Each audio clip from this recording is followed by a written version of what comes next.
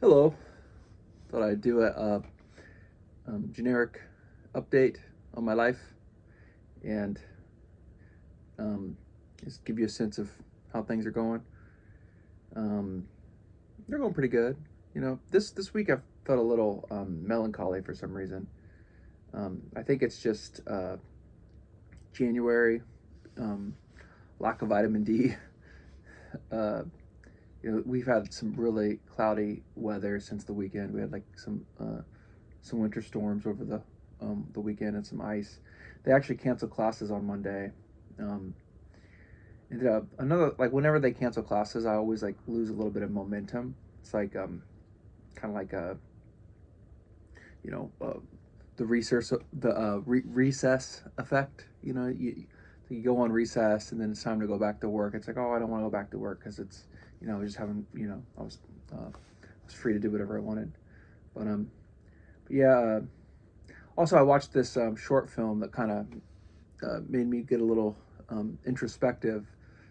It's called The World of Tomorrow, which is like this animated film. You should check it out. It's on YouTube. The World of Tomorrow, and it's like a animated, like minimalistically animated short film. I actually showed it to my arts and entertainment students, and I watched it, and it's stuck with me. It's nominated for an Oscar for Best Animated Film, I believe in 2015 or 16.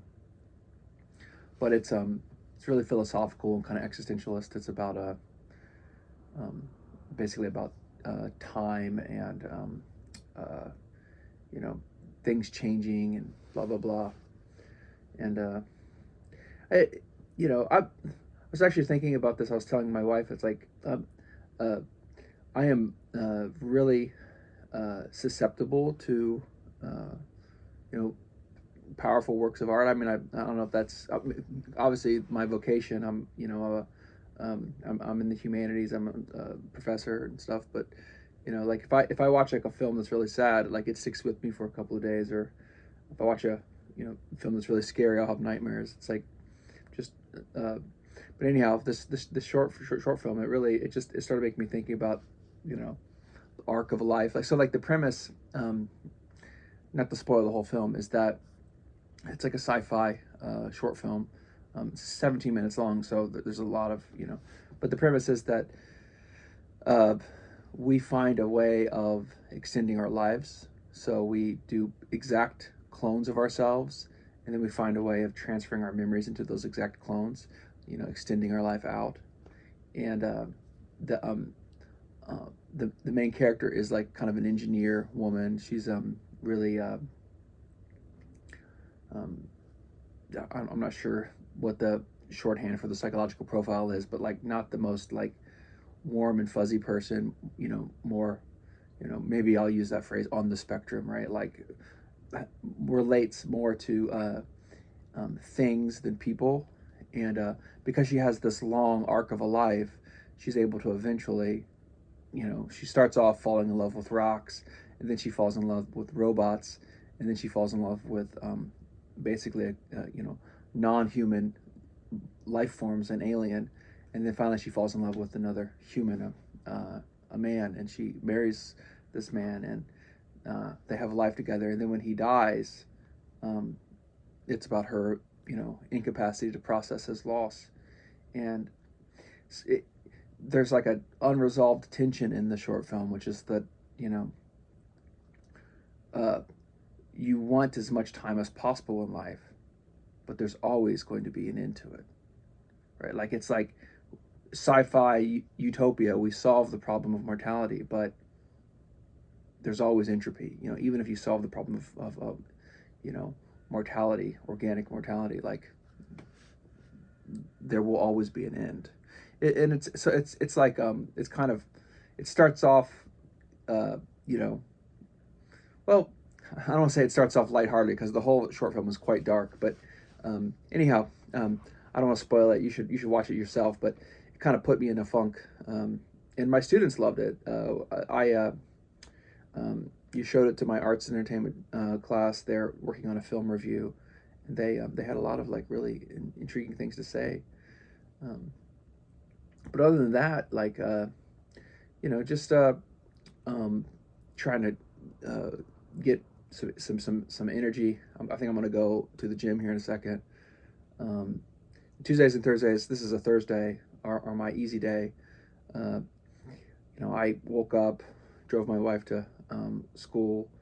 Um, I've been. I don't know if you saw. If I don't know how dialed into Netflix you are, but or where you are. I know everybody's Netflix um, offerings are different depending upon your region, but they just put all the James Bond movies on Netflix, and so I watched. Uh, uh, you know, You Only Live Twice.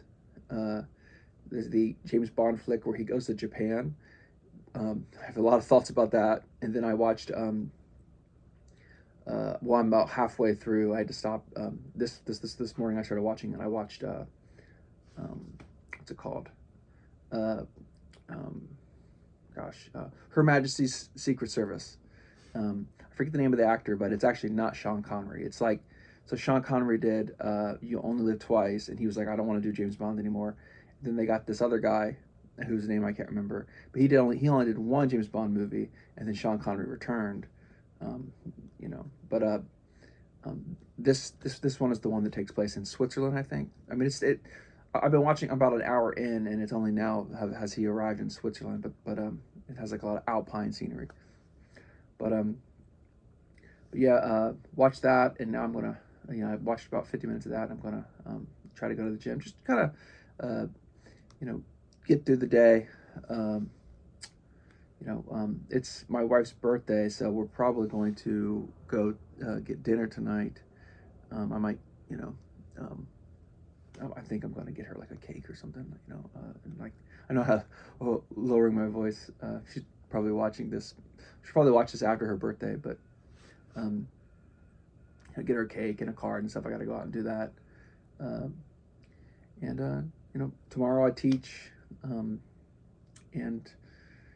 this weekend we're supposed to get more snow. I'm hoping they don't cancel classes on Monday, because once again, it's like for me, uh, can canceling classes, you lose like some sort of psychological momentum.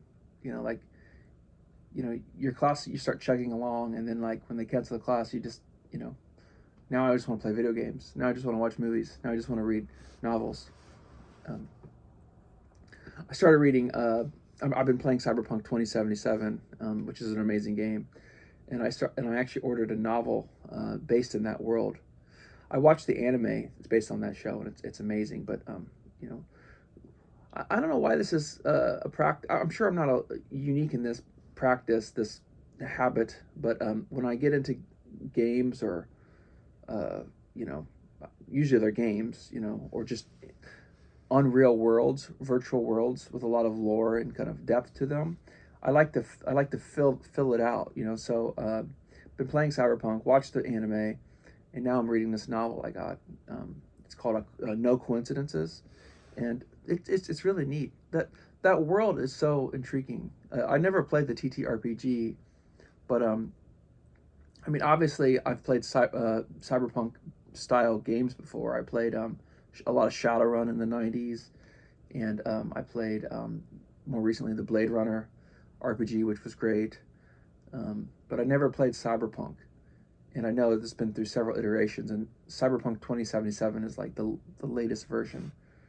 But I'm just really loving that world. It does feel a little like almost stereotypical Cyberpunk. Like there's nothing. It's not like they're trying to reinvent the wheel. They're like using cyberpunk tropes and just kind of trying to create a cyberpunk world. But I guess if anything, Night City is a unique character. The main city setting. But also played 2 sessions. I'm running out of time. I'll wrap this up. Played 2 sessions of a tabletop role playing game. A new campaign I started with some friends. Been playing Dungeon Crawl Classics, the Lankamar campaign, and we did our funnel, which you're not supposed to do a funnel with the Lankamar campaign, but we did one anyway. And then we started the first, our second session was we began our module, and the module is Gang Lords of Lankamar. It's like one of the first modules, but I've been having a lot of fun with that. But yeah, hopefully next time I do one of these updates, I'm in a little better mood. I just weather combined with watching a sad short film, uh, you know, combined with ennui from canceled class, and just, I'm at a low energy level. But hopefully, this workout that I'm about to do gets me out of that. Hope you're having a good day, and take care.